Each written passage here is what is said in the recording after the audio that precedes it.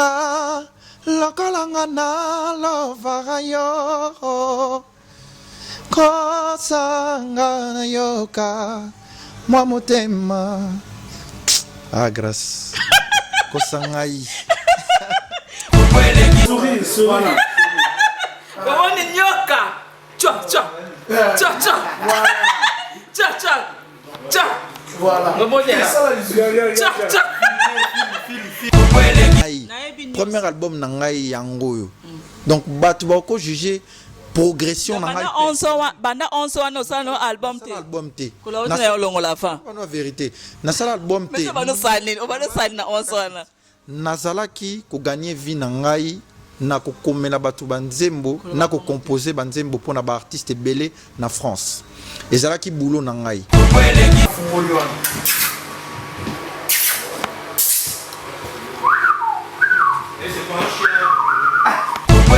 Nani déjà o komela nan to ba oyo pegita basalo komela nan Na selo liste. Ouais. Diams, Ouais. une des personnalités de France la plus aimée, qui fut une des personnalités de France la plus aimée. Okay. Album vendu à 1 million de disques.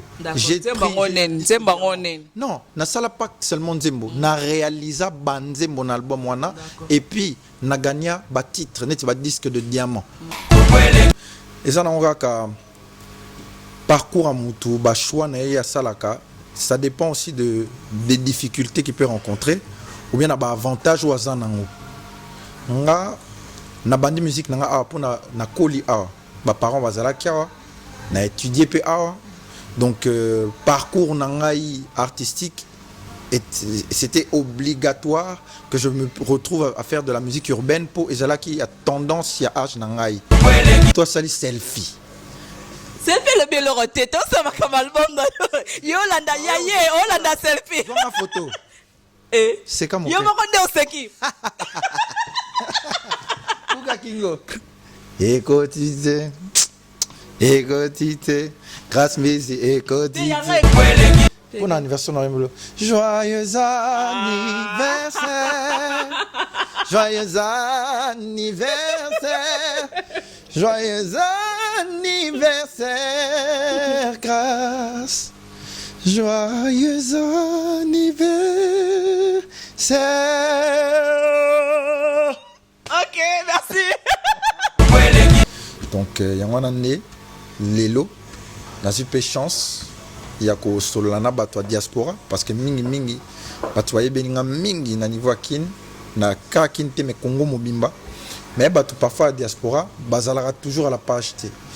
On a big grâce mbizi, talaga la sexy. C'est quoi non bringa valebe. Comme tu sais que ce featuring n'a pas parlé bana Koffi Olomide kaka yo kaka. Ngai mut na sengi bango naza fan ya batwana. O comprendre nenga qui plaisir. Et na nenga iteke o boya denga parce que premièrement, et ça ba vient nga ba denga na nenga ya kosunga nga po na sa mwana ya père. Père oyo bango ba travailler na bango o aye ko lista pe bango musala.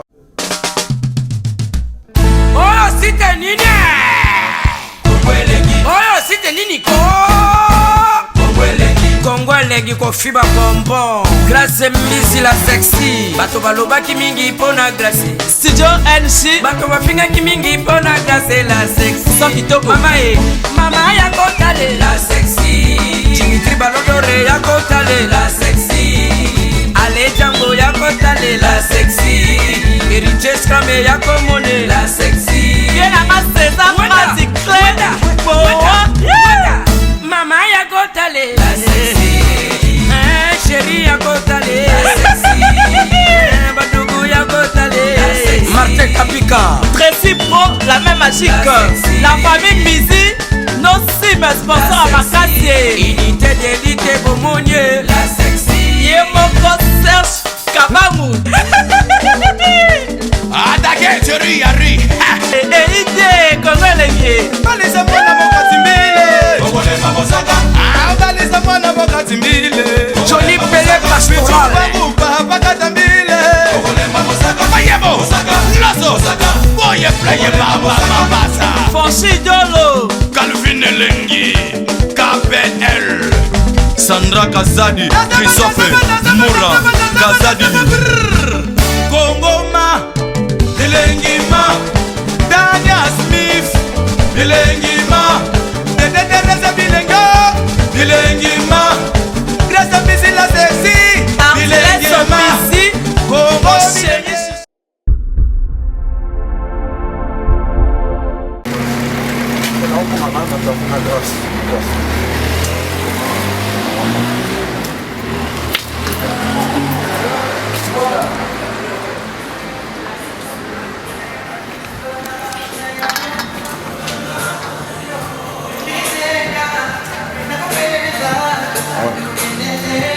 là, je fais semblant.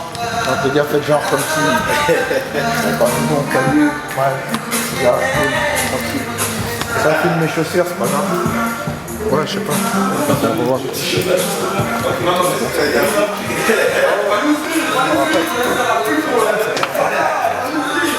Non. Après. Je te rappelle. Vas-y, pas tout ça.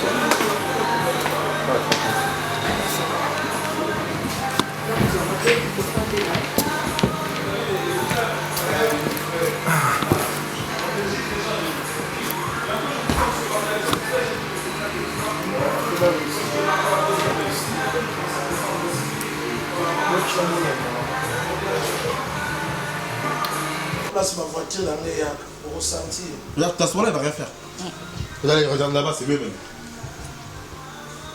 Comment ça va, c'est bon. Bomoni nyoka ndenge ezalaka balobi pegi tabu mano vie tabule atika biso tokomi na système ya nyoka. Ça veut dire album oyo titoko ekosuwa baalbum nyonso te miki malembe zo efabrika synergie please toa na système ya banyoka eyindi awa. Ça veut dire baalbum tout ekozala na marché bazosuwa bango nzo mpenza nyoka otambola eza te otricage mpo mikolo na otambolaka na nyoka na ngai vraiment balanda kongo elengi mikolo na otambola kaka na nyoka na ngai okoya te nyoka ngai omoni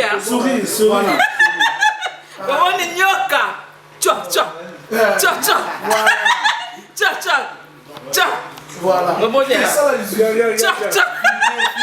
omoni napese biso bomone mikolo na osana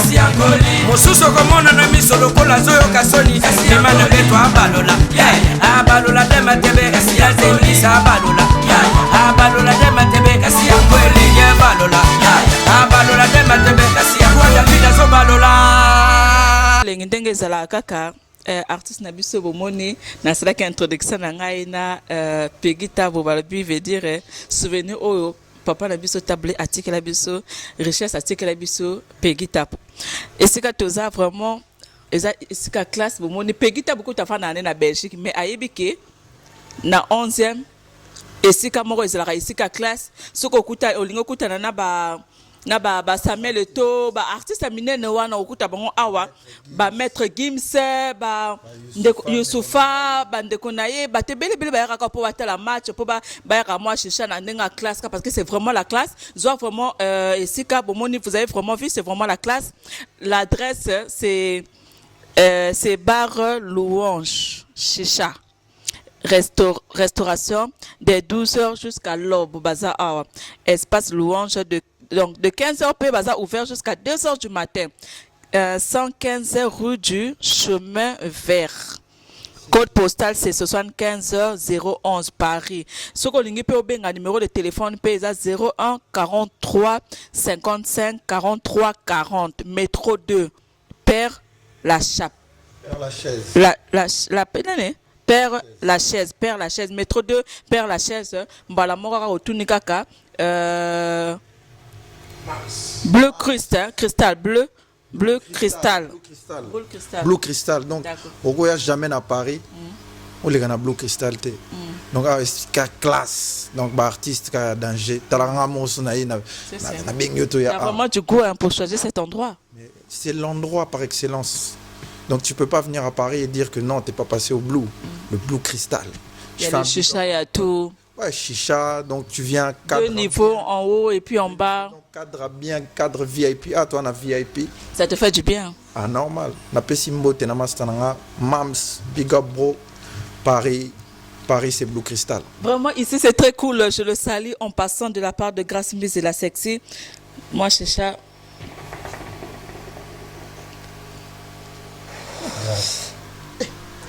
Yango yoko mi va mystique. Et puis que na combien donc tout ça l'interview donc nyoka ça na pembeni. O même mo na niveau likolo mo donc même ngamo na obang. Ça la kanete wana États-Unis. O mona makama beauté. Maman na ngai. Tu na Paris mais tu vis net aux États-Unis. Na makama ko ma blague te. En tout cas, je suis très honoré. Namonio. Ça va? Et ça l'est bien. Ok. Je veux. Nasa nani cop. Zana bendalang. Naba chicha. Et ngaye. Mais il faut s'intégrer, on a Paris. Ici, c'est Paris. Vraiment, merci à l'endroit qui m'a bien reçu. Vraiment, je salue place. Hein? Blue Crystal. Blue Crystal. Je salue vraiment la personne qui m'a bien reçu. Comment est Kiminga? Mams. Mams. Bah, interview sur Kaka. Prochaine Awa. interview au Salafona Mono. Vraiment, je sens que tu es costaud, beau gars, malgré que je suis occupé, mais je te salue. Merci beaucoup. Il y a un master dans l'aïe. Il y a un point de sur la balle dans master de l'Esaïe. Malgré que je suis occupé. Pourquoi tu as milliers dans le secteur dans l'aïe? Et c'est le roté, pourquoi tu as le secteur dans l'aïe? Mais on a tout dans le monde morotin. Il y a un monde à Vanio Cavanini. Ok, comprenez vraiment, je suis de la joie vraiment pour la première fois. Nayambi Peggy Tabou, Bomoni Azosala. Tout le monde est déjà dans la trace Nzemba Claudia et Azosala vraiment furage succès makasi. Dans le bas qui tente au nom Kanelae. Le jour est arrivé. Namakasa et mon corps, Marc Tabou, vraiment, je te salue en passant. Babi manager à Peggy Tabou, à Bengakika, petite sœur, entre ma collègue, entre Yaya Nangapé, mais à l'obi, Peggy Tabou, c'est un frère. Tout ça, à Pona, tout ça, les promotions par rapport à l'album, tout poussé, Kakato, Mekaka, Laksaka, Maïl, Obisoto, Yebi, doit apporter un petit plus. Je reçois pour vous, comme j'ai dit au début, Peggy Tabou. Donc, richesse Oyo. Papa na biso tabule article la biso bango yo ba Peggy Tabou to pesa bango chance to ko tourner makambe ebele na ko tourner ba question pour ba fanatique naye ba comprendre il vient d'où, il sort d'où. Toyebi moi parcours naye azaki ko yemba banzemba ba wesh ba le tout le monde a vraiment a changé vraiment tout le monde a salé featuring na Koffi Olomide to solo lango tout le monde makame bele longue temps na Kinshasa to solo lango et puis Peggy Tabou pourquoi lelo a sali choix à comprendre que il faut azonga na bokoko ananga kineta ki mabokoko à comprendre que fallait azonga bokoko pour ba comprendre des choses plus pour ba lobi fula mingi na mboka na yo avant di banda ba comprendre ma solo. Peggy Tabou, ça va? Très bien, ça va très bien, calme. Donc on est à Paris, on cadre bien. Nabi qui interview aux Amakasi, Nabi qui prépare un piège moral mystique, mais Nabi qui n'a gagné. N'a gagné n'a n'a gagné n'a pour na journaliste c'est comment n'a bon si vous bandez émission bah tu vas mettre na nasuka nani a gagné n'a gagné n'a n'a gagné. Ok, toi qui m'as encore. Ok. D'accord. Peggy Tabou, tout le monde déjà, avant la bande, on s'est présenté d'abord, fanatique déjà Si. On a se présenté en quelques lignes. On a chanteur, auteur, compositeur. Na bandi mingi carrière en tant que compositeur. Na les cas discipline belé, musique urbaine, na koli na poto. Donc na école mingi musique urbaine. Depuis 2008, na zongaki mboka ndengolo biango, na zongeli mwa bokoko. Na sens ya honneur, il y avait nangai le Seigneur Lay. Na saraki. Papa na yo, faut bien dire, viens nangai de Marc Tabou. Le papa na yo, bangalanda congolais. Bon, na rectifié papa nangai. Bon, na yebi ke batu ba yebi. Bon, yaga na sens kaka rectifié. Mais na yemba inde banzembo vie. Et ça là que et fungoli ngai nzela na cadre que batu ba sepela na boulot. Ça a succès makasi nakin. Si toko tapé 2012, je me souviens encore le 12 du 12 2012 na Betaka spectacle nangai Héritage Lay. Un spectacle qui a eu beaucoup de succès. Donc j'ai été honoré, des grands hommes du pays m'ont fait l'honneur d'être là et ont été agréablement surpris. Et ça là que na Congo, moi comme on appelle et mataki public et comme appelle au Senga, baye ba moi nango ayebi ko sala nini. Donc yango na né lelo na super chance ya ko solana bato diaspora parce que mingi bato ayebi nga mingi na niveau kin na ka kin te me Congo mobimba mais bato parfois diaspora bazalaka toujours à la page te. Na big grâce mbizi talaga la sexy. Et wana ombringa balebe. ozombuyenga bato balingi bacomprendre vraiment na sa mimi comp na ngai ezali parce que omeminga awa to ofutinga mwa quelque chose petit na ngai zo mwa eloko oyo kaka ndenge ezala kaka nakotela yo. Peggy Tabu abana musique na âge nini lelo on voit tomoni Peggy Tabu mbala moko amati na absence à papa na ye qui est père son âme. Je respecte vraiment le Taboulé, vraiment tout le monde a bercé bato mingi na musique na ye. Mais à l'époque on voyait pas trop Peggy Tabu. Tout le monde Peggy Tabu pas motomoko mbala moko bandi ko pela. Peggy Tabu parcours na obanda na musique na âge nini pour bat ba comprendre.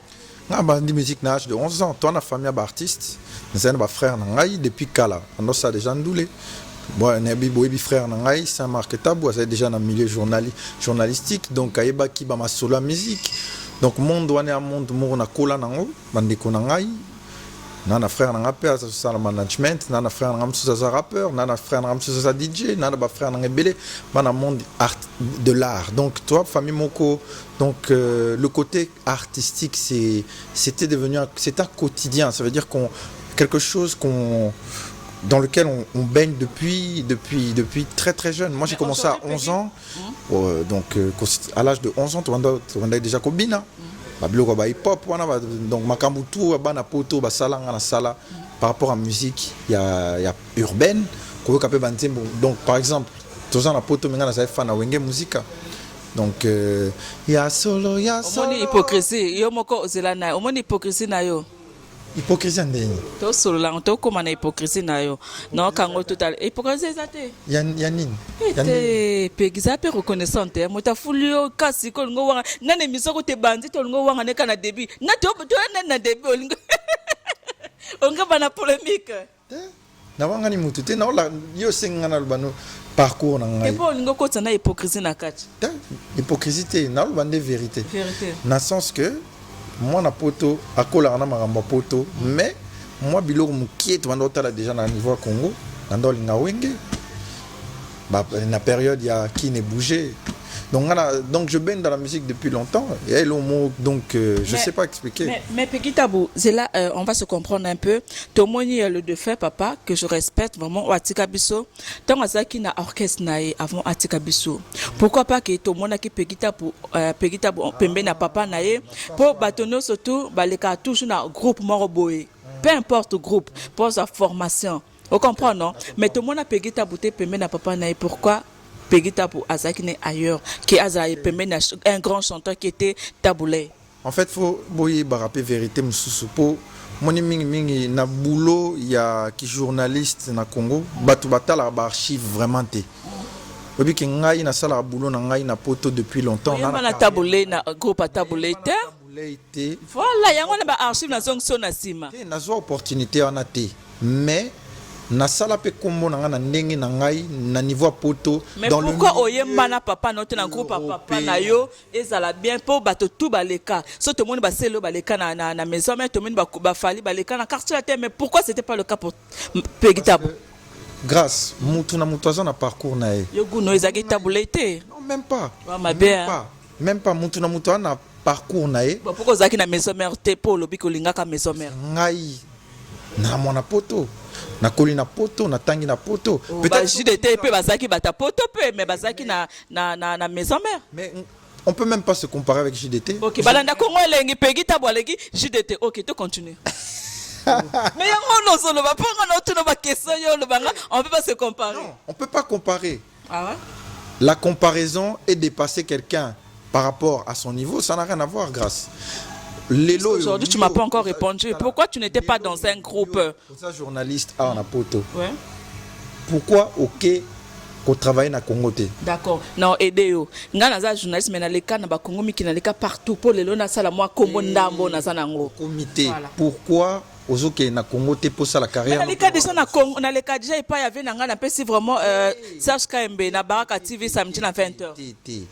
Au salaire de mission na poto po na nini ozonga ramboka te obeta lokwa pe ba na pesa ba kombo Peggy non ça cop merci non ça cop merci beaucoup confondez vraiment c'est l'ambiance de l'émission na moni azolinga a ombrier ngai Peggy Tabu OK na sauté lelo ça fait combien d'années au sein du monde musical? Aujourd'hui ça doit faire plus de 15 ans. Plus de 15 ans que je suis dans le monde musical. C'est qui ton modèle? mon modèle, beaucoup d'artistes américains. Voilà vraiment un modèle nanga. Et puis il y a plein d'autres, comme Papa Wemba, Kofi Olomide, artiste belé. Hypocrisie de la ligne de l'émission nanga. Banana début maison mère. Wenge pe baza exemple pour nanga. Mais autant que bango tenga on a aidé. Werason, Jibem Piana, na continue. Bafali bazaki te bangote. On est en période na bangote. Ok, merci maman. Je le taquine, c'est l'artiste Peggy Tabou. Sur la masolo non taquine parce que c'est pour la première fois dans une occasion. Peggy Tabou, tout le monde a eu na musique européenne pour le dire, pour ne pas le cacher. Pourquoi choix d'abord au sala qui n'a choix que au sala barab aux anos mingi na Europe musique oyembela no mingi Europe pourquoi bana koto yo parce que c'était pourquoi parce que obotama a okola a omona que musique ya Congo eza tout bakisi ou bien esengaka trop énergie belé ya a eza na ngo bimisika chama comme écartonné na ngope ko ça le cas pour les kinope.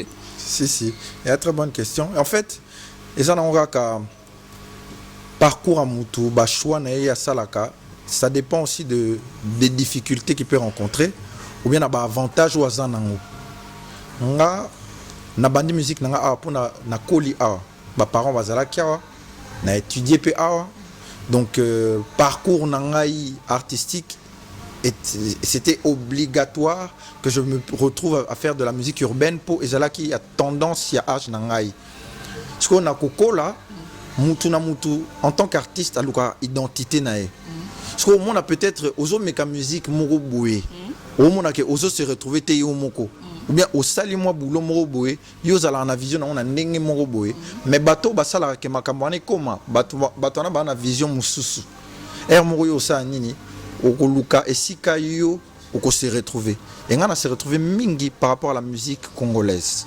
mais na tiki pe background nanga wana te yangala mikolo non mais mabatu na système ya 50-50. Mais d'ailleurs même mabatu na 50-50 Youssoufa to moni o azape mwana ya le défunt Petaboulin ye abandi na rap Youssoufa que je salue en passant Youssoufa na pese mbote abandi na rap ti le lozo continuer ka na rap. Mais Youssoufa so toke même na Gabon to yoka Youssoufa otangi ka komba Youssoufa au mona ke Youssoufa ayebani so ke ata na Brazzaville Youssoufa ayebani ata na bandundu Youssoufa na pese mbote encore ayebani mais continuer ka na rap alingité a changer ko to ligne te ne lo akoma net yo o changer ligne na dernier ngonga on comprend non mais yo na rap après d'un coup au changer ligne qu'est-ce qui a fait que Lelo Peggy Tabou a changé a continué na rap te Lelo a changé ligne qu'est-ce qui a d'abord fait qu'est-ce qui a poussé que changer ligne. Qu'on changer lignée, c'est un grand mot. Moi, j'appelle ça la maturité. Moi, Youssoufa zo rappé, surtout zongeli Youssoufa kala, a raparné, tu a raparlé loté. Au moins Youssoufa ba rap bando sala, et ça la rappé très ouvert au grand public té. C'est ba rap moro, la système à 4. Mais na progression nae, na maturité en musique nae, a commencé le moro ya plus ouvert. Nga maturité na ngai faut ko yeba grâce ko bien oté pour na moni ko bien oté premier album na ngai yango donc batu ba ko juger progression na ngai banda 11 no sala no album te na yo longo la fin na vérité na sala album te mais bano sali na 11 na zalaki ko gagner vie na ngai na ko komela batu banzembo na ko composer banzembo pour na ba artiste belé na France ezalaki boulot na ngai il faut oyebelo moko oyebi ngai biso na famille na biso musique avant ezala masolo à l'art et ça d'abord passion au moins so muto passionné aluka ke a progresser a comme na moi maturité morobo o comprendre nga lelo so na zaboué na poni ko sala musique wana ezate pona koka ki ko sala ba musique a misusu na poto te ponga na komela batu misusu na poto komela nani déjà o komela nan to ba oyo Peggy Tabou sala komela nani na selo liste Diams, une des personnalités de France la plus aimée, qui fut une des personnalités de France la plus aimée. Album vendu à 1 million de disques.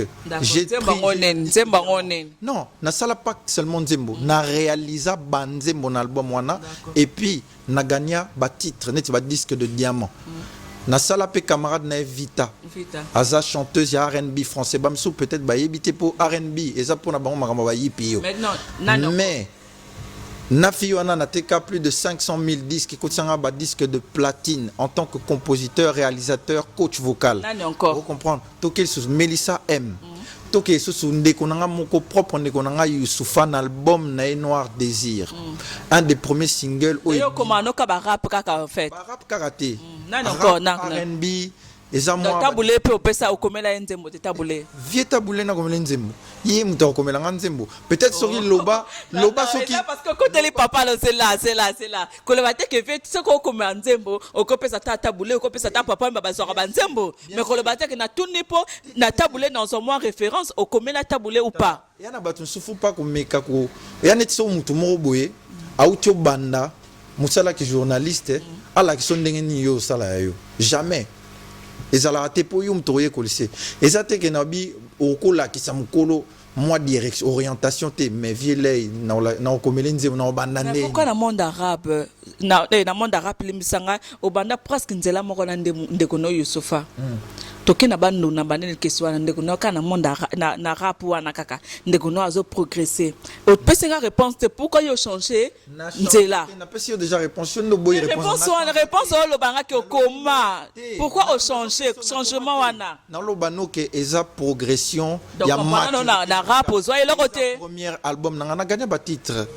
Na gagné ba titre Youssoufa ko ngole to linga mingo ka o gagner ba nzembo neto yembi nzembo neto ya Claudio yembi o gagner ça succès. Mais yango wana bino bolinga komona makamu na ndenge na bino. Mais to ba congolais. Vous comprenez rapé que système na Congo eza na ndenge nango. Na système na poto pesa na ndenge nango. Mutu oyo azo gagner ba disque d'or et des disques de platine azo régresser te ebite ba disque plastique soki ba disque plastique biso to yebinde nze mosane te Claudia to yebinde suki yango wana. Voilà, mais pour et bandi carrière nanga en tant que chanteur et bandi ne nzembo wana le roi Claudia. Oui, tout ça je m'en to kati caméra na bien. Non personnel conseil en passant. Vétabulé à Kofinae pas son âme ton Jimmy. Maintenant, il a la groupe Yomoko. Koutata caractère, maison mère au bano rêvé banda bomwana, BCBG. Oh. Non, là, oh, c'est grave pourquoi? Grâce. Non, comme ça la moti. Pas parce que na respectable bien ngate, je salue toute la génération. Il y a Batu o bazana ba orchestre na bango o basala ke Batu msu babima. Qui a été une bénédiction pour la musique congolaise. Mais il y a des carrières qui ne sont pas comparables. Il y a des comparer à Nyonso. Comparer Mapa, Naba fruit. Ce n'est pas la même chose. Et ce n'est pas la même chose. Il y a des gens Nzamba sala que grâce na bango, peut-être parcours, peut-être père na bango, à salara combo, et tigara mon espace, peut-être père na bango, peut-être à tiker la bana na bana don. Il y a moi et Loko. Lelo et sali ke fulingai. La pression est sali fulingai. Na na besoin ko kota na orchestre ya mutute parce que vient nga sia salanzela. Donc c'est là tout ça. Na koki ko kendete pour na pe na ba capacité ya osala ngo. Na lo bien on a répété ngo. Moni ba musicien congolais ba yo ka moto sengi sous featuring na papa yemba na Koffi Olomide kaka yo kaka. Ngai mut na sengi ba ko naza fan ya batwana. Vous comprenez, il y a qui plaisir. Il y a des que oh boya denga parce que premièrement, et ça va venir nga ba denga na denga ya kusunga pour na sa mwana ya père oyo bango ba travailler na bango o aye ko lisa pe bango musala ba denga na sens wana c'est là OK là c'est là donc tabulé Alexa Koffi na papa mba musala tabulé Alakisa ba musicien et belé Alexa Koffi na papa mba musala po yo wuche oloba onko wanga na te na wanga na pourquoi ba olobi ke Alakisa bango yango na osenga bango featuring moko balobake balobela Koffi alobango wapi Koffi alobango wapi que tabulé un mentor na bango mais alobate ke Koffi tabulé Alexa musala soyons clairs mais mentor elaxini maman mentor elingo lobake net ngai mentor ngai bakta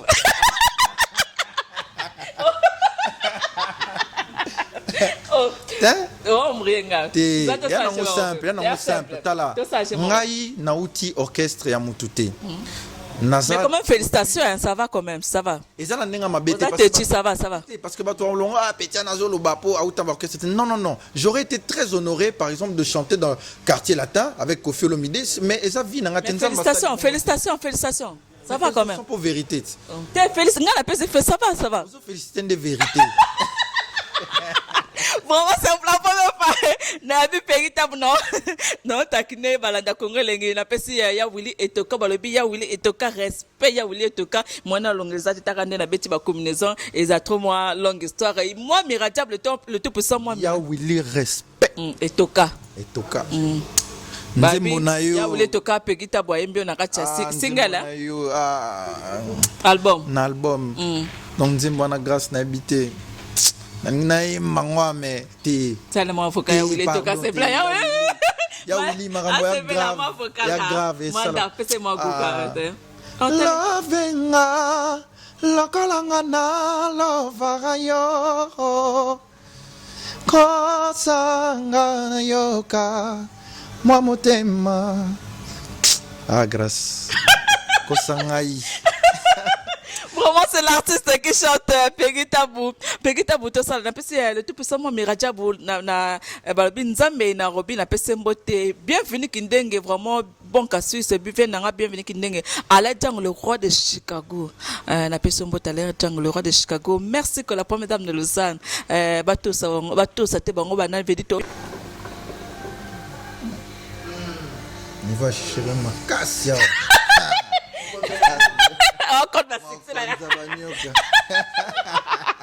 Bon, moi je suis très contente de Pegita pour la première fois. Malgré la tala kinzemboa.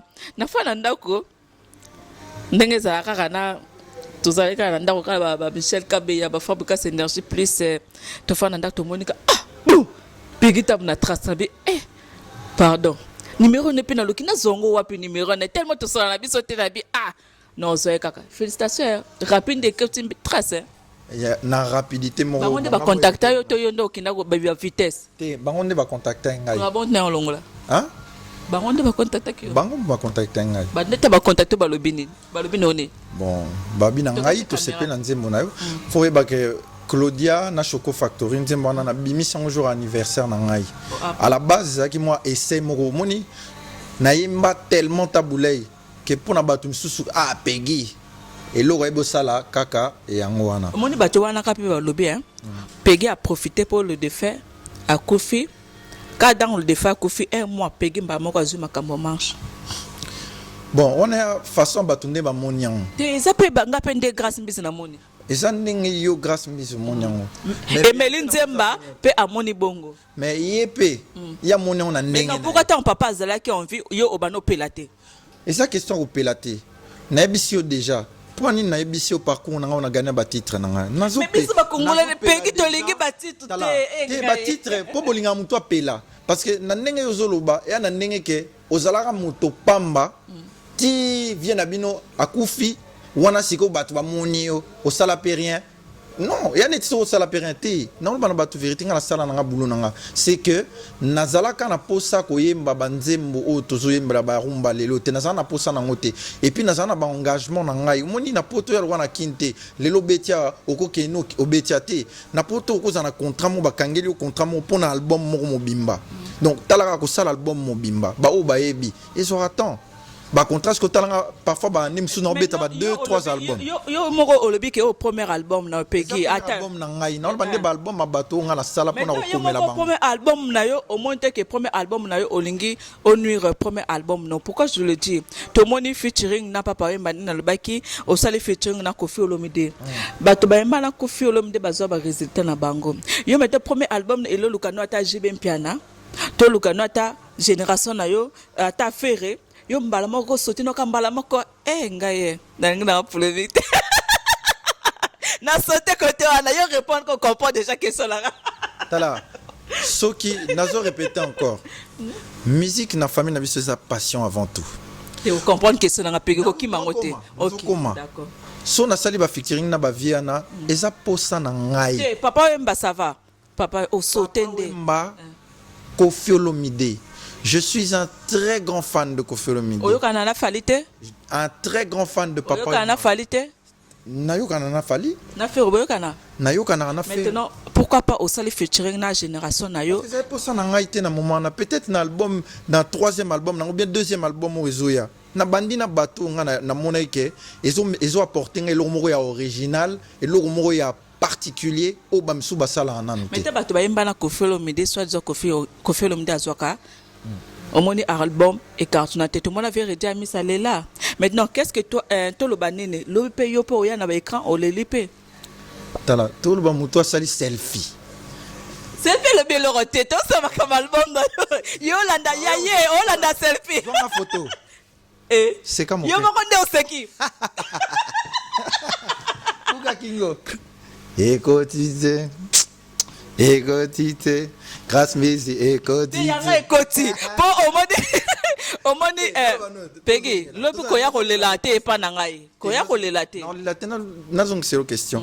Au moni to bungisaka mingi musala na biso en tant que chanteur.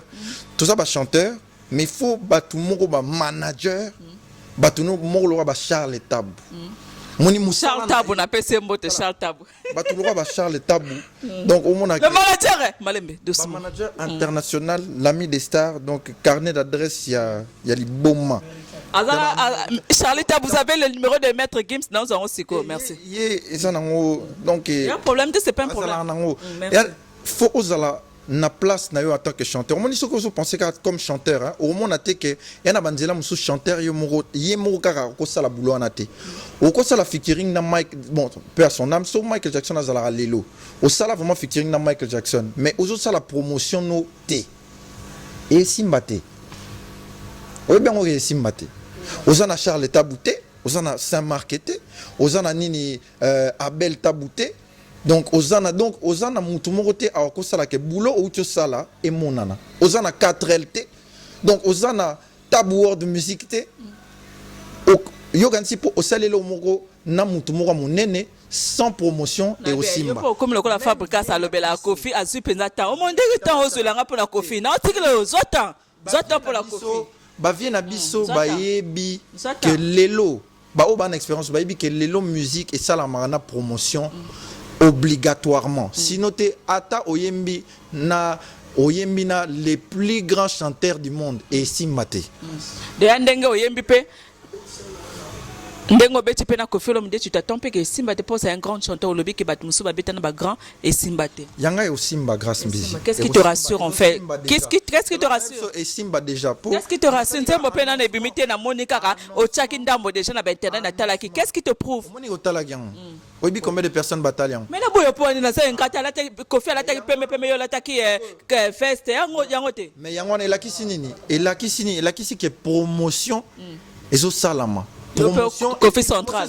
Il peut Kofi Central. On a Kofi Central. Tant batu bagan sa mingi pour na comme ça vie quadra que na Kofi Central. Na Kofi Central te nazo répéter les bino.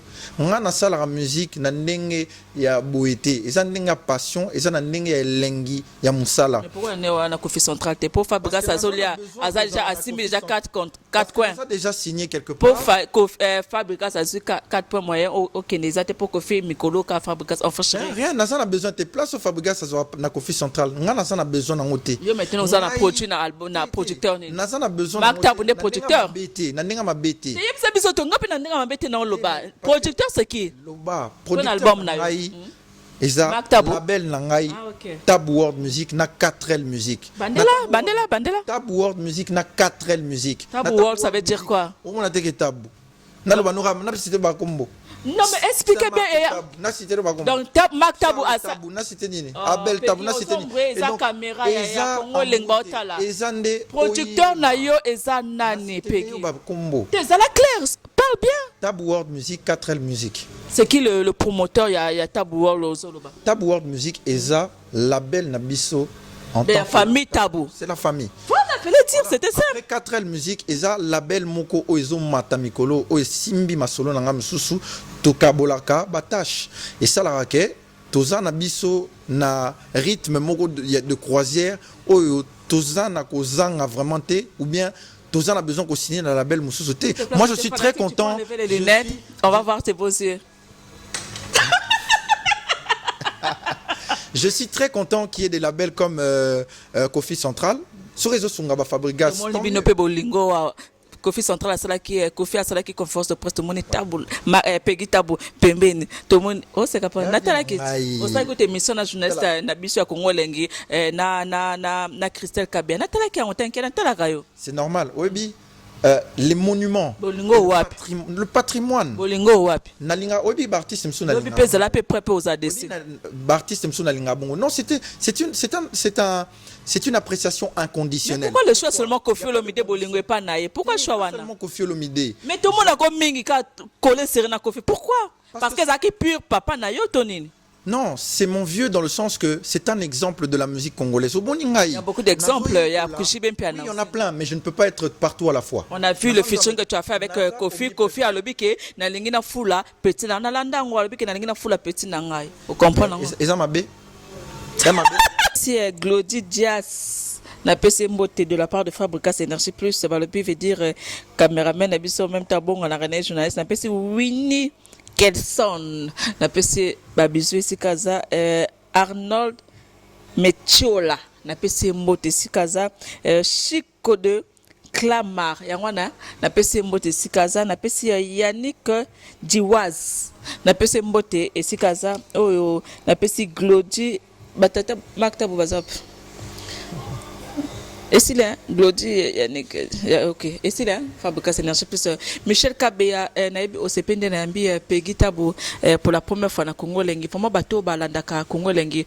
Pour na bino kara malgré tout belande na lubaki meto sala ka musala poto sepel sabino.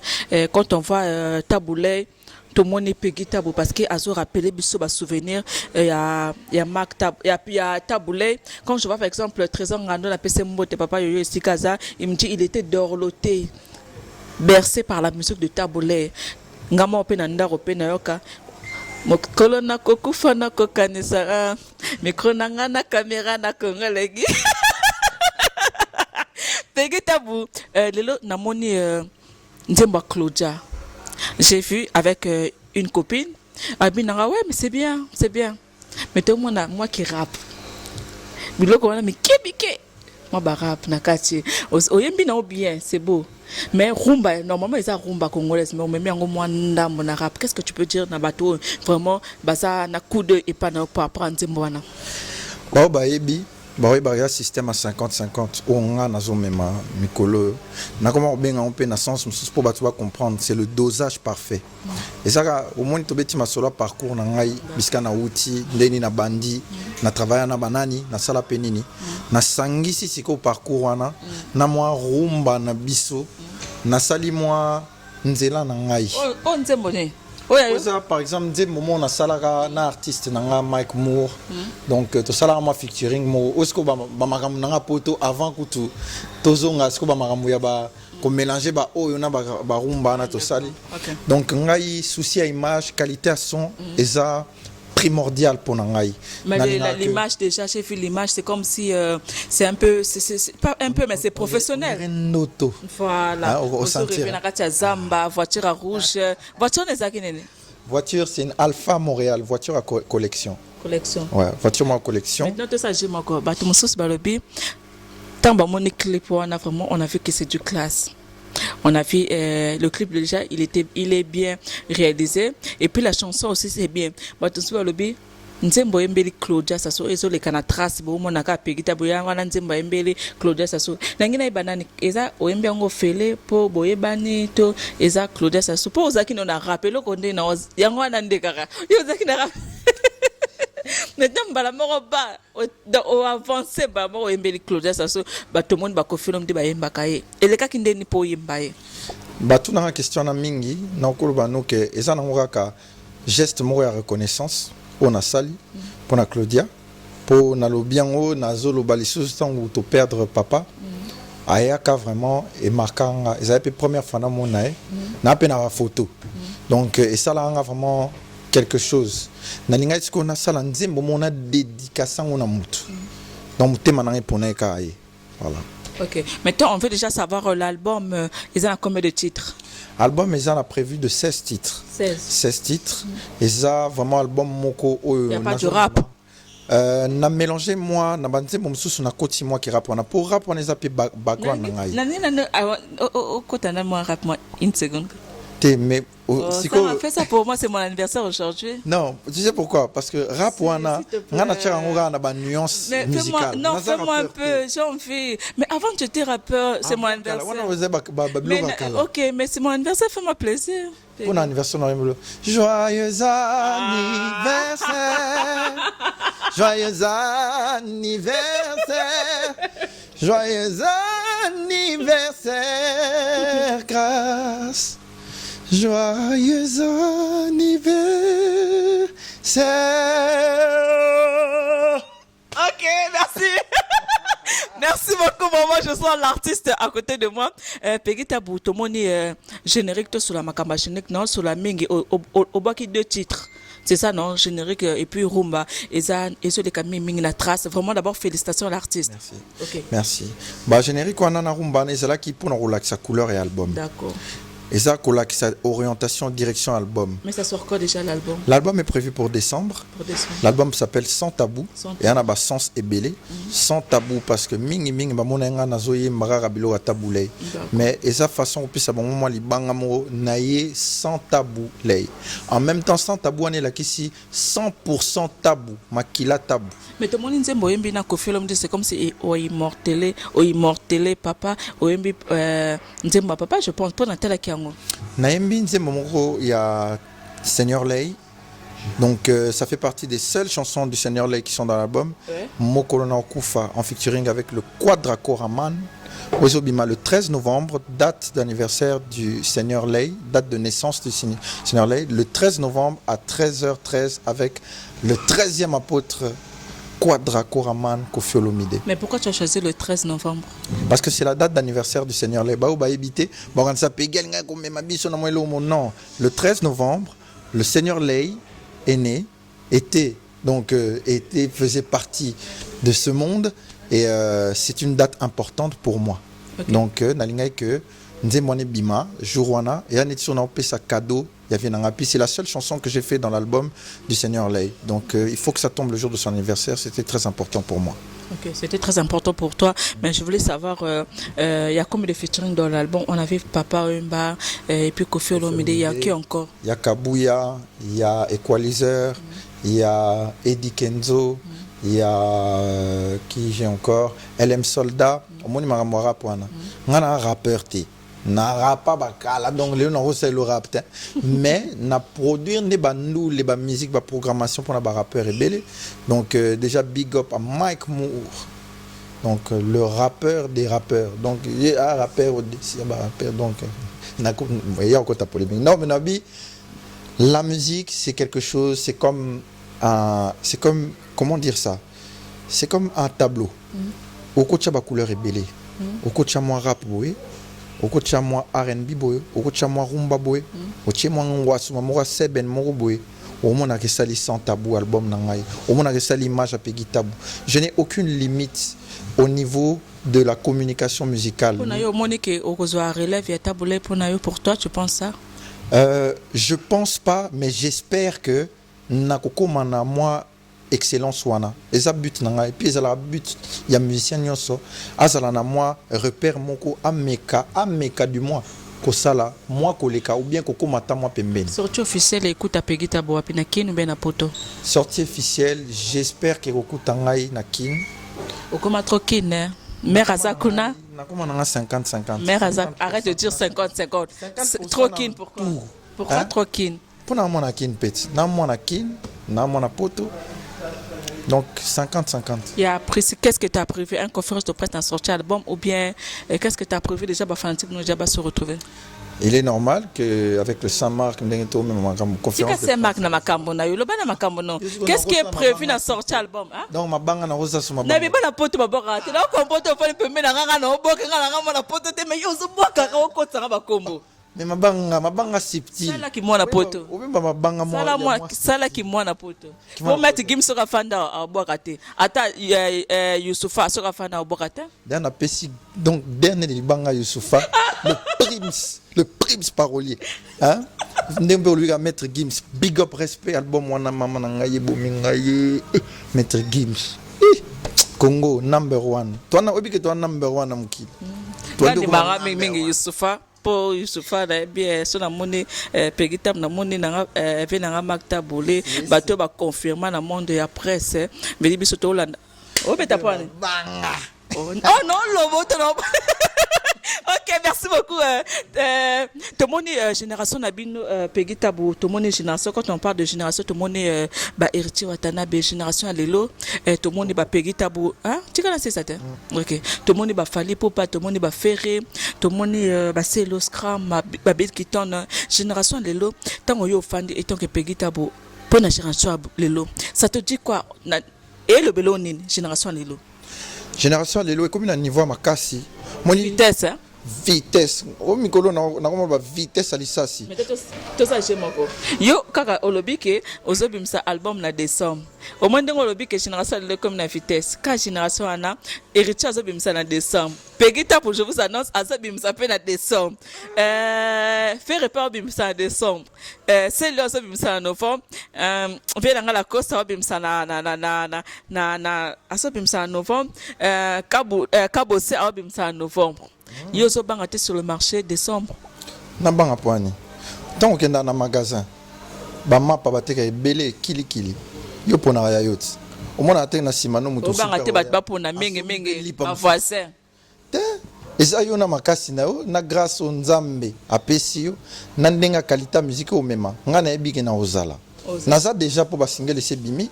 Et puis résultat on a zui na s'attendait qui n'a ngoté.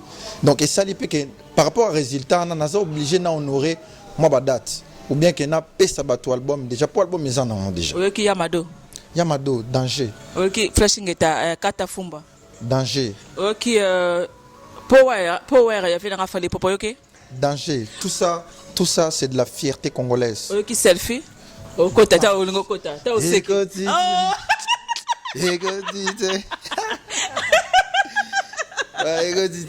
Ok, Pegita Motoko Minasuka. Migolo, biso to un système anime. Lelo kutuyo donc lelo obiki. Obi pour no biki. Parce que système biso to comment na mouvement na biso système ali kemba. Likemba ya so ngome mangana ba cadre mo boy. Que na moni ke kuna e ko tate. Obi te zana réplique mo na émission, yo répond ka oui ou non. C'est bon? Bon, ce qui na loba non te à la place de loba non na loba non otigali ali kemba. Oh. On nous a intimidé là. Oh. Il y a réplique. Hein? Réplique émission. Réplique. On répond à voix ou non? Réplique na bino moi muke. O le na loba non na bi likemba otigala ali kemba. Tu na réplique émission et ça on répond qu'à vrai ou faux. OK. C'est bon? Après? OK. Après la question. Après. OK. Après. Parfaitement prêt. OK. Balenda Congo elengenge zalaka katokotaki na émission à Grâce Mbizila Sexy na pesi Mike Lokamba, Glody Jasuka, Christelle Kabeya, Grâce Temo bato tout bazana Congo elengi na Kinshasa, Tracy Pro la même magique Mika mobile PB na pesi mbote Obo Ngunda na pesi mbote et puis David na pesi mbote vrai ou faux fallait aleki Ferregola na succès selon dit bato. Ozalaga bon likemba. Nemelo ozalaga bongo ligemba otigalaga bongo ligemba et comme système on a question on va répondre lengi vraiment ngana ba misala la lenga mingi moi kocha invité à l'aise pour ezalaga ko ezate ke auto système ka ko bloquer invité Pegita Bulelo to kombina suka na lengi vraiment o embela biso moi extrait ka ndambo ka ta 10 secondes ya nzemba ya sœur Nabiso na pesi mbote Claudia Sasso oezo le kana trace ba komona nga pamba pona lova yo ngana lela yo lelo ngana yebi ke bakela nga pona yo kotanga na makila soki l'amour ezalaka lokola mpasialino Mere babela yango bako comprendre nga grâce. Oh, chérie chère boyinga. Yeah. Chérie chère boyinga. Tout le monde est Pegita Abine. Pegita bu tokomi na suka na lingi un mot de la fin na bato ba ozila album et puis le 13 novembre olobi ozo bimisa nzembo ya osali na Koffi Olomide mokolo na okofa o immortel encore papa na bino o azape papa na biso taboulé personnel okolo banene mot de la fin par rapport à tout ça na nos tout olobi. D'abord, premièrement, on a remercié Yo, Nandenge ou accueillir et salinga bien. On a remercié Batu Nyonso artiste Nyonso ba travailler dans l'album. Ba vienanga ou ba tchenga moi honneur ba koti na kat album le Quadra Mopao Koffi Olomide. Donc Papa Wemba.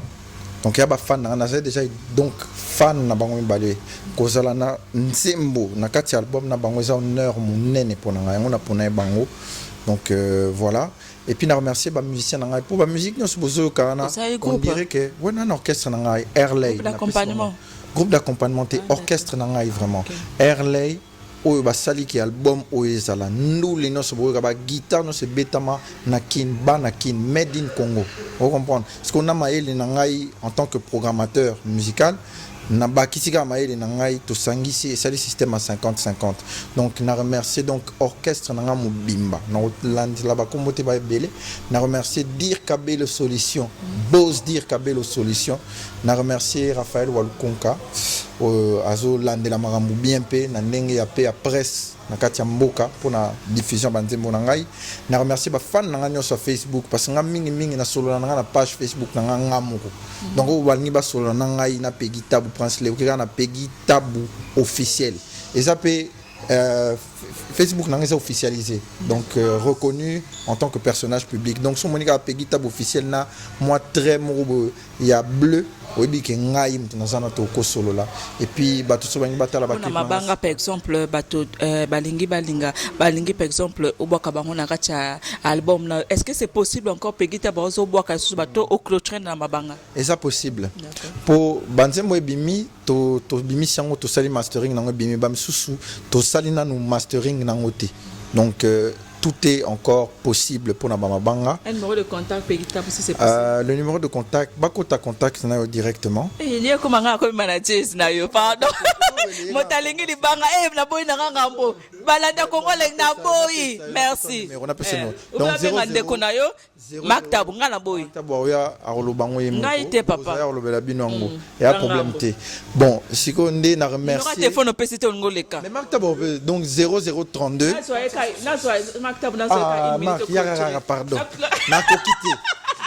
Na clôturé la famille Tabunga zanaka katika c'est pour ça la bien vieux ogoleka non Peggy viens te mettre à côté de moi au kimangaye encore de succès ouais Ezaka parce que Maktabou c'est un grand journaliste Tolanda Banzela na bango pour ne pas tous à l'hypocrisie tout le monde a vraiment basala vraiment manzaka dans le monde des médias bisous. Maktabou, je le vois auprès de son petit frère qui est Pegita bu nalingina banani ozo jouer rôle nene pembeni ya ndeko na yo alobi banda na âge à 11 ans lelo eza premier album na et puis je vois le soutien de Maktabou nalingina yeba pourquoi tu veux seulement te moni pe ndeko na yo Youssoufa, osala jamais pembeni na lelo oza pembeni na Pegita bu pourquoi le choix wana? OK. Mais biso normalement osala toujours se soutenir toujours. Mais plus dans l'ombre. Na carrière à Youssoufa, moi j'étais à Kinshasa, tanga bandi ko bundana. Tant on a yepoto nazaki plus na Belgique. Et puis il fallait vraiment jouer temps penda pour comment oya komisiko. Mais je ne pouvais pas être à deux endroits. Mbala moroti nazanzambete mais coup de chapeau tous ala toujours te soutenir Youssoufa na musala za osala menga oyebi ke naza chroniqueur et musique ba ebanga pona chroniqueur à musique na maîtriser plus musique na biso Pegita ngabana beta musique ba Janspil oyo lobi ya ba rap nga penda nazaki ko kipe mingité mais le corps a commis vraiment na posa ya ko kitana na Seigneur Lay. Et puis dans ça la musique rumba, n'enga zo benga 50-50, y a mélanger R&B pop na musique na biso et puis azo beta ba rumba penda ya solo netika ba artiste tout ba beta yango na bina chai maboko na moi organisation muke na makambo etali presse makambo etali management ozana ni pembeni ya Pegita bo oza manager na eto zo coaché kaka obengeli ba grâce mbisi la sexy ba koyi kaka na carte kaka ceux qui viennent nga aleli singa moyena boye za te fona ko ya rapo Pegita opende ko na biso pe posa ezotala la famille presse pembeni na Pegita ozo jouer rôle ni pembeni na ya frère na yo nazo jouer rôle ya grand frère rôle à grand frère na poste mot quelconque te en tout cas nazo ya ko comment lobby comme chanteur à Pegita buyaka na tunara non mais na roko ma chanteur te parce que na zap na ma casse ya osala musala o basala raté na ba Youssoufa donc na rôle à grand frère nazo pesa expertise nanga ndenge na sala musala pendant longtemps nazo ebise yo uti na mondo yo moni na mondo yo évolue à boy pour yebi musique na besoin de tambola voilà quoi. Maintenant na komi na suka nangina tunoka question moko après olekise oseko s'il s'agit de remercier Batopo na niveau tout le monde déjà Pegita vraiment akangi déjà tout à l'heure je parlais avec quelqu'un j'ai dit non na que ça l'émission na Pegita ba na lobi ka Pegi maman lobi te na chuli mo bien na pese mbote abinanga a compléter tabou ça veut dire j'ai compris pour na kanisa que Pegita na confirmer mais na comprendre que Pegita vraiment azo percer azo ça masolo vraiment kitoko mais pourquoi au pesa ndeko no conseil par exemple a petit nanga yo mondenge za boy to kati caméra ko banté petit nanga ndenge za boy oza je ndenge za boy fo yemba na ba fali po yemba na ba fere ba moka ka iko sauter oyebi histoire ya Koffi Olomide bat baloba trop eponaye o tikile ki no pe ayemba na Koffi Olomide pour toi ça te dit rien? Non, mais ça me dit rien parce que musique n'a biso les lois changé. Bah moi ma mité ma béwane ezala qui est comme il diminuer parce que bah vieux bah comme il comment on a que bah osala encore plus honorer ceux qui va aider bah jeunes.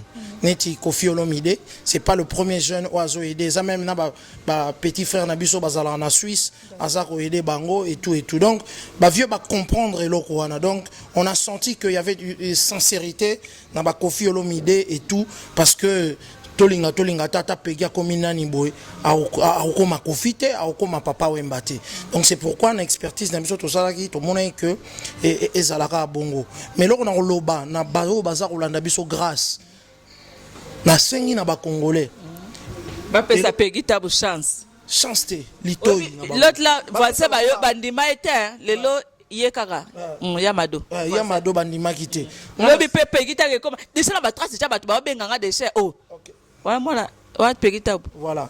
C'est que je demande au public, on a peine en tant que chroniqueur un jour.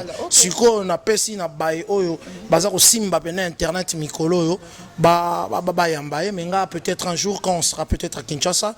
Mais je demande juste aux Congolais pour pesae litoi, parce que ceux qui Saint-Marc tabou, Saint-Marc tête de série, andimi koya pena ko teti kondimi koya ko coacher likambo parce que grâce biloko na yoki et comprendre à venir ça chair de poule na comprendre que makila ya Seigneur lei mais na kibo jeunesse ezaliga wana boyoka ba biloko ayembi ba rumba penda oya bakisi onga na benga lifting moitalaka nde yo zalaka petite sœur na biso to sepelaka et tout. Bato belé ba critiquer rayo pour na ba lifting air moko boy nzoka ça veut dire quoi lifting air moko moni on a bien mais obina et bien koleka on a moi bien koleka voilà ce qu'on va bien koleka wana c'est ce qu'il est venu faire dans la musique.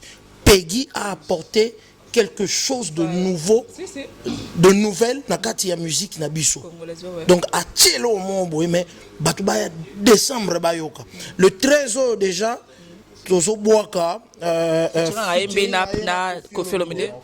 na anniversaire il y a Taboulay et puis décembre tokutana décembre. D'accord. Ici il s'agit de dire merci Nabato vraiment les loba moni déjà nzema Claude ya Claude na pese mbote vraiment ezo carton na trace à chaque fois tout monde na bazo bandelango trop s'il s'agit de dire merci na place à ndeko na tu vas dire merci nanani par exemple yo ti ozala boy et yana mutu mozo zo pesa comme on a et ça merci kana ya Willy Toka nanani ni sus et s'il Willy et Toka est-ce que ebi Forbes oyebi yango eza document mo boy ebi misara ba riche ya monde Willy et Toka abimi na Forbes Officiellement 500 millions de dollars. Mais tu as une caméra. Mais tu pas de moussa les missions le but maktaba silina et atiki que journaliste alinga DM kana simande konae net genre qui akocha de konae pe na card pe abima bima. Na sema na tuna mabe. Oh c'est capable.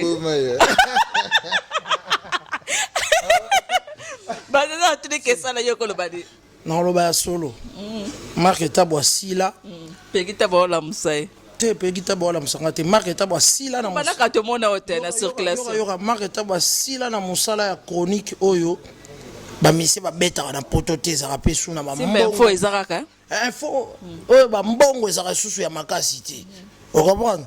Yango marque tabu atika ba grâce. Atika ba merci vraiment, merci. Atika Banoli. Ok, merci beaucoup. Noli tam la paix, c'est moi qui m'a c'est bon, c'est bon. On a clôturé. Ah, ok. On reprend. On a remercié Willy et Toka. Ne touchez pas, mais ouais. Lui, on ne touche pas lui. Ça fait partie de ma vie, mon corps, mon âme. Merci. Mais ça fait 20 ans, plus de 20 ans. Tu as changé comme appartement, tu vas comprendre. Tu as qui n'a livré Gagol, Mikolo, tu as bandi, tu vas comprendre bisoté. Au moins, il a né au sali na carrière oyo. Ba Willy et Toka to zaroza na bango na ba et puis ba Kiki Christelle donc ba pétrolier pena pétrolier. Na biso bino Willy et Toka bimi na Forbes 500 millions de dollars. Ils livre ba cha ba grand bato a mondo ba na mbongo. To pesi Claudia Sassou Mbote place à la benza malembe la dose. Quoi? To pesi Claudia Sassou Mbote place Azali et puis Polo Santa dans le royaume. Ah, Vilanga Polo Santa, vraiment des gros bisous. Voilà. Donc merci en tout cas Nengo Lekisinga à travers ton émission et je vous souhaite encore une fois bonne continuité na musala oyo. Biso peut-être on va faire autre chose mais nakata ba Congo ana na migolo na occupé na moi no pegi. Voilà. Vraiment, merci beaucoup. Voilà. Allez, merci. Na même là moi cadeau mon. Merci, c'est gentil. Mignon couture tara. Mais d'accord, comment mignon couture. Marco Mikolo et ça là donc. Et ça là donc bordel na poto mignon couture. C'est quoi, ça veut dire quoi? OK. Merci. Donc bah ça là on a ndenge moko donc mignon. Ah ouais. Mignon comme toi alors. Mignon comme toi. Et comme ça on mignon. Yango on est c'est quand mignon. Voilà. Oza no pe ozala no kitoko vraiment té.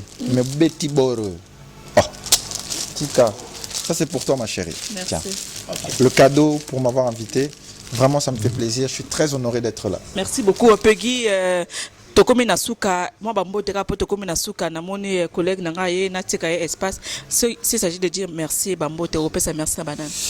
Honorable Henriette Wamou na pesimbote na donc 4L musique équipe na nganyos yakin na pesi Cariza Diaz Delgado donc Chris et Trésor Makima Operos nakin donc na pesi pe ba merci belé na orchestre Airlay donc ba petit na mystique ba chanteur à nuance il y a 50 pour bon ngai mais tant bon mon ba petit na ngai ya black té donc tu es le roi armé. Vous foulez déjà na orchestre non? Orchestre non fou na bon orchestre na ngai. Charles Tabou n'a pas ses motés, le manager. Charles Tabou, je cherche seulement le numéro je cherche le numéro de deux personnes que j'avais citées. Maître Gims, de Mac Tabou, de Mamie, il est dans le PC. Ok, pas manager. Ah ouais? Ah, mais oui. Arrête, non, numéro. Sous un numéro, on a tout Charles Tabou. L'ami des stars. Ok, merci. Toko Minasuka, je pense c'est bon? Si, c'est bon. Merci okay. En tout cas. D'accord. Merci à Michel Kabeya. Kabeya, ouais, tout balobi. Fabrica Énergie Plus, na lobaki na décembre vraiment tout chalito na Peggy Tabou. Pour tout le monde, bah c'est que tout le monde déjà nous monnaie vraiment ils ont cartonné vraiment topé ça tout chalito na décembre tout ça c'est pendant na bimisa bino nyoka album tout malembe.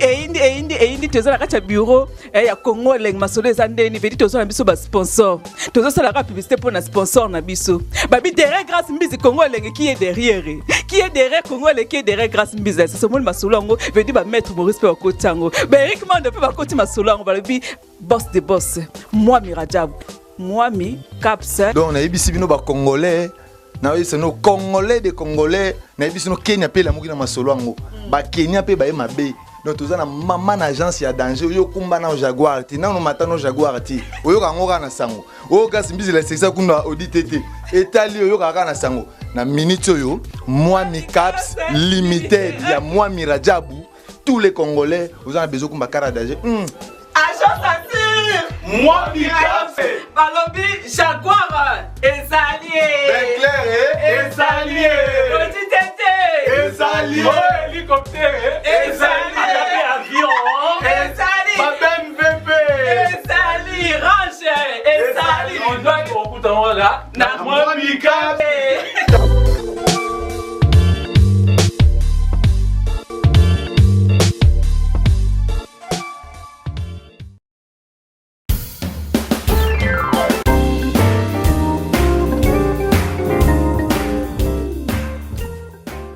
Alors nous sommes AG Normand d'Export, nous expédions des véhicules pour l'Afrique, des colis, des conteneurs et nous vendons des véhicules pour l'export. Abyss DG Normandie Export. Olingi voiture na kende l'Afrique et dépend kana yo Mituka ezokoma na Afrique nyonso ezala ba carton nyonso na ba conteneur talaka na minute yo eza grand mango 02 32 24 29 43. C'est quoi l'adresse email? ag.normand d'export @gmail.com.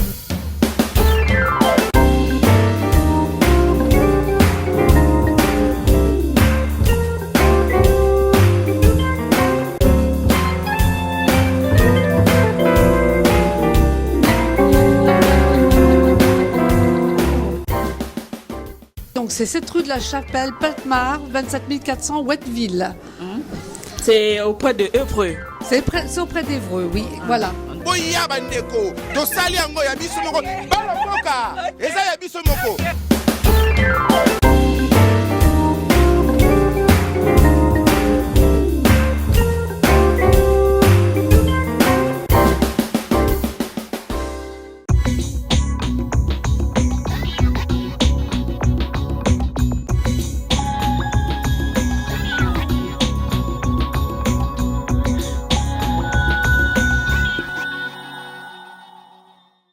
Les amants qu'on a argenté et ça le pavillon de place Aristide Briand, code postal 95 500 Argenteuil Gare.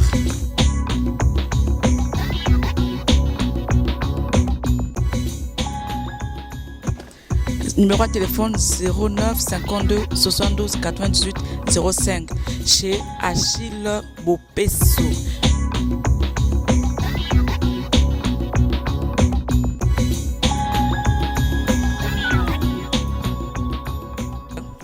Balbi 500 personnes na pris à Kitoko. Kana gare argenté bazo facilité bateau bana ba voiture te bateau bana ba voiture. Bidi ko gare voiture ndenge zaka na système kana gare ndenge au tunika deux places ka etala mina gare.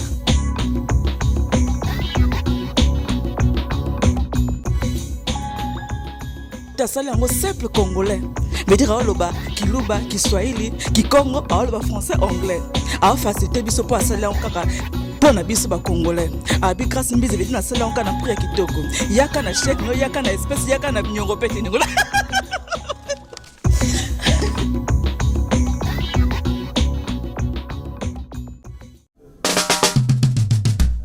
oh site nini oh site nini ko Kongolegi ko fiba bonbon Grâce mbizi la sexy bato balobaki mingi pona grâce Studio NC bato bafingaki mingi pona grâce la sexy sans kitoko mama ya kotale la sexy Dimitri Balodore ya kotale la sexy Ale Django ya kotale la sexy Heritage Scrame ya komone la sexy Yena maseza magic mama ya kotale la sexy chérie ya kotale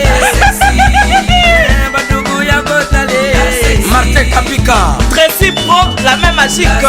La famille Mizi, nos sim sponsor à Makassi. Unité d'élite Bomonier. La sexy. Yemoko Serge Kabamu. Attaqué, tu ris, à ri. Idée, comment les vieux. Balisez-moi na Mokatimbile. Balisez-moi na Mokatimbile. Johnny Pelé Pastoral. Bakatambile. Mayebo. Lazo. Boye playe baba mabasa. Fonchi Dolo. Calvin Elengi. KPL. Sandra Kazadi. Christophe Moura. Kazadi. Kongoma. Elengi ma.